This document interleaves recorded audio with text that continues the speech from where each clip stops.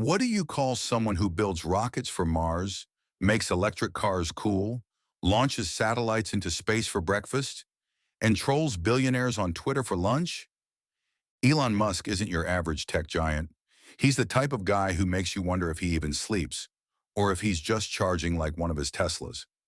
Today, we're not just talking about the richest man in the world. We're talking about the weirdest, wildest, and most relentless entrepreneur of this generation. Welcome to The Art of Success, presented by the Wealth and Business Network.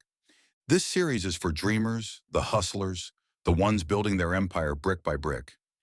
Every week, we break down the life and legacy of people who prove that crazy ideas just might be the ones that change the world.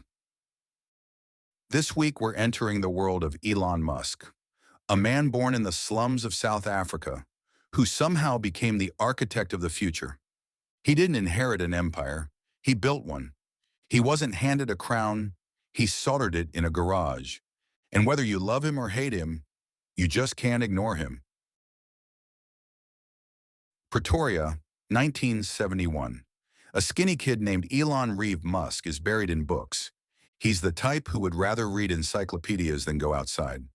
At 10 years old, he teaches himself programming. By 12, he sells his first video game for $500. Now, most kids at 12 are worried about recess or cartoons. Elon was coding a space shooter called Blaster. Let's be real, that's a little abnormal. But genius comes at a cost. Elon was small, shy, and often silent. Bullies beat him so badly once, he was hospitalized. His nose broke. His spirit didn't. Home wasn't safe either. His relationship with his dad? Complicated. In Elon's words, he was a terrible human being. That pain, that isolation, it didn't break him. It built something else. Obsession. A drive so intense it would later carry him through every public failure, every Twitter storm, and every doubter. Elon gets out, leaves South Africa at 17. Why? To avoid military service. I didn't want to be part of a system that was unjust, he said. So he moved to Canada. No safety net, no plan B.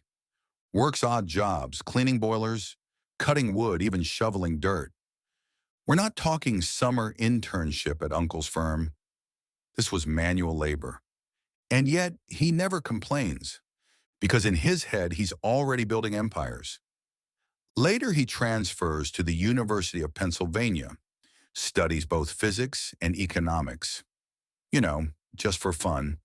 He rents a frat house and turns it into a nightclub on weekends, just to pay the rent.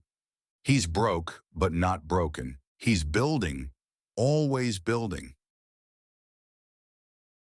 After college, Elon's accepted to a PhD program at Stanford. He lasts 2 days. He's got bigger plans, like taking over the internet. First came Zip2, a digital business directory way ahead of its time. Sold it for $307 million. Elon walked away with $22 million. He's in his 20s. Most people would buy a mansion.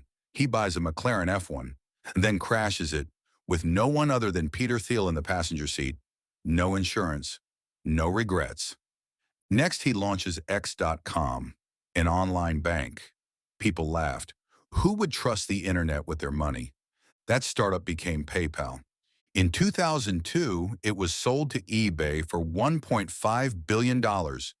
Elon cashed out with $180 million. And that's when the real story begins. Elon does what no sane person would do. He puts nearly all his money into 3 ideas. A car company which became Tesla, a space company which became SpaceX, and a solar energy company known as Solar City. People call him insane. Experts bet against him. Journalists predict his downfall every week. In 2008, Tesla is broke. SpaceX has failed 3 launches. Elon is almost bankrupt, divorced, sleeping on friends' couches, and still, he refuses to quit. He scrambles to fund a 4th launch at SpaceX. If it fails, it's over, but it succeeds. That launch wins him a $1.6 billion NASA contract. By the 2010s, Elon is everywhere. He's launching satellites into orbit.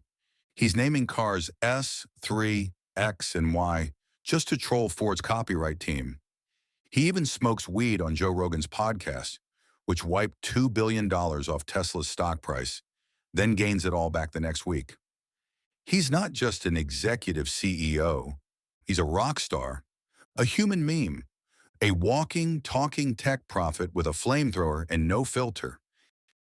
But it ain't all spaceships and success. There were dark moments, very dark moments. He lost a child. He was sued by the SEC. He tweeted funding secured, and it wasn't. He lost money. He lost investors. He lost control of his own board, temporarily. And let's not forget Cybertruck's launch, when he tried to show off bulletproof windows, and they shattered on camera twice. But here's the thing. He doesn't run from failure. He walks through it, laughs at it, and most importantly, he learns from it. Fast forward to now. Elon Musk is the richest human on Earth and also the first person in history to amass $1 trillion net worth. He's the CEO of SpaceX, Tesla, Neuralink, X, and more. He's building humanoid robots, digging tunnels under cities, trying to colonize the moon and Mars. And somehow in the chaos, he made electric cars. Sexy. He made reusable rockets. Normal. He made being a nerd powerful.